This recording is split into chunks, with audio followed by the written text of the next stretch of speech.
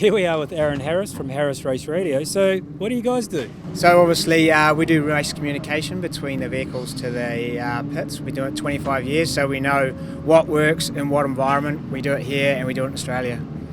So, tell us what we got here and what is it used for? So this will give you an idea of the setup. So obviously you're a lot of time on TV, you'll see guys standing in the pits with a headset on. Obviously they'll have a radio, noise cancelling headset on, and we run a full digital system. So that basically what we'll do is the voiceover, if they hear a noisy car going past, we've got technology that it cuts that out and they just hear what the communication they need to hear from the pits to the driver. So the driver only hears what they need to hear. And how often are they on these things? You have some drivers that'll talk to you every lap, other guy you'll hear nothing out of, so it just depends on the driver. Some guys just want to know what they need to know, how far they are behind or what their lap times are or how far till they come in. But then other people use it, make sure you're getting a drink, help the drivers along, as that time stretches out. It's very important to have that communication, keep your eyes forward and drinking and all that stuff that keeps your driver focused. And it's also used by the officials, yeah? Exactly, yeah. So obviously race officials are doing the same thing. Race officials are using our radio systems and they are also communicating back to the teams as well. Not to the drivers, to the teams. So if there's a safety car or there's oil on the track or there's an incident that they're looking at, they will communicate back to the teams through the same system. Then if it's to do with your driver, you can tell your driver. So it speeds up the process so much for everybody. So if there's going to be a safety car restart, tell your driver, safety car restart this time. He knows we're ready to go. None of this flying blind anymore. And it's the same for us. Basically, you would have seen a lot of us on the live stream walking around with these headsets on, and what we're doing is we're using that to communicate from our truck to all of the cameras and tell the cameramen exactly what they need to be doing and getting that communication, because without communication we're flying blind. Yeah, exactly.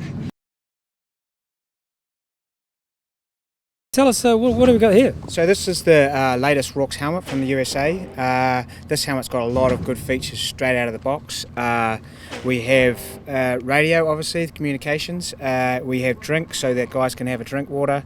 And on this other side, which is the unique to this brand, we have water cooling. So we have water in, right around the helmet, and water out. We also have air being able to force through to the driver. Again, another feature of this particular helmet is new safety device. What they can do is they can, and if there was an accident, which obviously no one wants to have, basically they're in the car, if they pull these tabs, if I pulled it off you without hurting their neck, if I just pull these two tabs, what happens is this releases and pulls it off you. So in other words, it pulls it off your head without stretching your neck.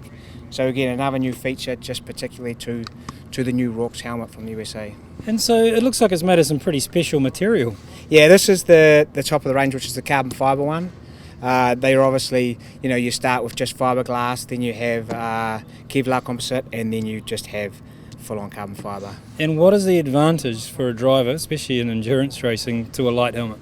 So obviously their heads are moving around a lot, so the less weight you've got sitting there, the less movement you've got, and obviously, most of these guys are doing an hour and a half, so the more weight you've got on your head, the more strain you've got on the neck, you're not as sharp in the car. And so, these fast GT3 cars, what sort of G-forces are they pulling? Some of these guys will be, especially around here, will be, well into the 2.5 G sort of thing. On some like a big sweeper and that, they'll be getting close to 3 on a good day with good tyres. When their fuel loads come down, they'll be getting close to 3 Gs.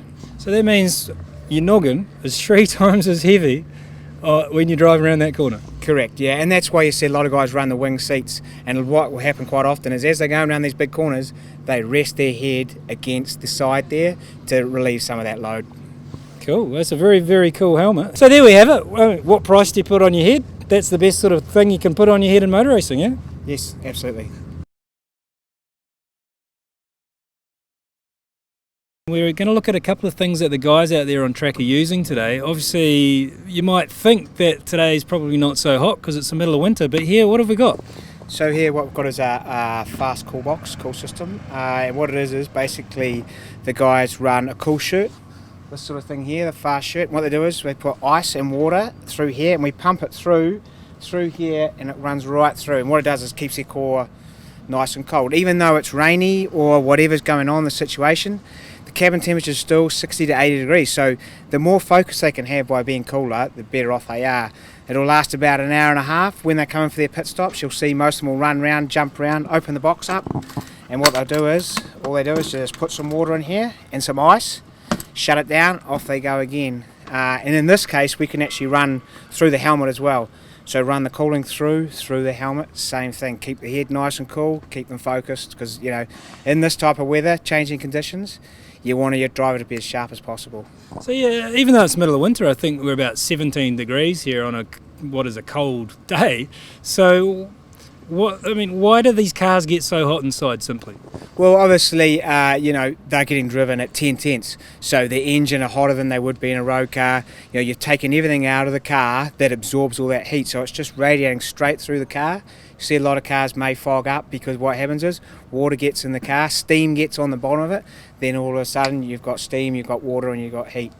So when you say 80 degrees, 60 to 80 degrees, you're talking Celsius. Yes, correct. Yeah, correct. And different cars are different, you know. Some cars have exhaust right at the back, so they are, you know, way away. Other guys, like a lot of the GT3s, run the mufflers right down the side of the drivers. So right where they are, there's a lot of cabin temperature.